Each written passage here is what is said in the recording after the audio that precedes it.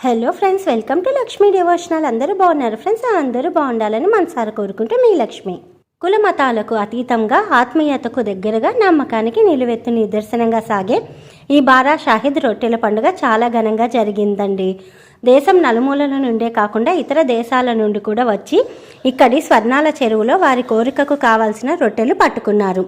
అదేవిధంగా పోయిన సంవత్సరం వారు పట్టుకున్న రొట్టెల వలన వారి కోరికలు తీరిన వాళ్ళు ఈ సంవత్సరం ఆ రొట్టెలను వదలడానికి వచ్చారనమాట.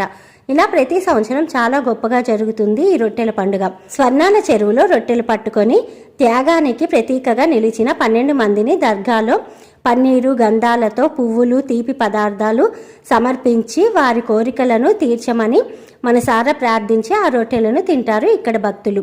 ఆరోగ్యం, విద్య, విదేశీయానం, ఉద్యోగం, ఇల్లు, వివాహం, సంతానం, భాగ్యం, సౌభాగ్యం ఇలా రొట్టెలు స్వర్ణాల చెరువులో ఒకరికి ఒకరు వారి వారి కోరికల మేర ఇచ్చిపుచ్చుకుంటూ ఉంటారు. ఇక్కడ విదేశీయానం, ఇల్లు, పెళ్లి, సంతానం, ఉద్యోగం రొట్టెలకు చాలా డిమాండ్ ఉంటుందండి. అదృష్టం ఉంటే కానీ దొరకవు అన్నట్టు ఉంటుందన్నమాట వీటికి డిమాండ్. ఇక్కడి దర్గాకు వచ్చిన వారికి కోరికలు తీరడంతో పాటు ఓ ఆహ్లాదమైన వాతావరణం మనసుకి సంతోషాన్ని కలిగిస్తుంది.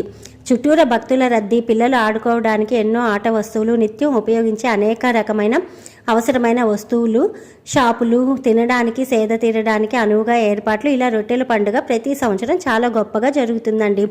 ప్రభుత్వం వారు కూడా ఈ పండుగకు భారీ బందోబస్తుతో ఎలాంటి అంతరాయం లేకుండా భక్తులకు సౌకర్యాలను కల్పిస్తూ ఉంటారు. ఇక్కడికి వచ్చి రొట్టెలు పట్టుకొని వెళ్ళిన వారికి, రాలేక ఇక్కడ నుండి రొట్టెలు వారికి పంపి తీసుకున్న వారికి అందరికీ వారు కోరుకున్న కోరికలు అన్నీ తీరాలని, అందరూ సంతోషంగా ఉండాలని మనసారా ఆ దేవుళ్ళను కోరుకుంటూ మీ లక్ష్మి.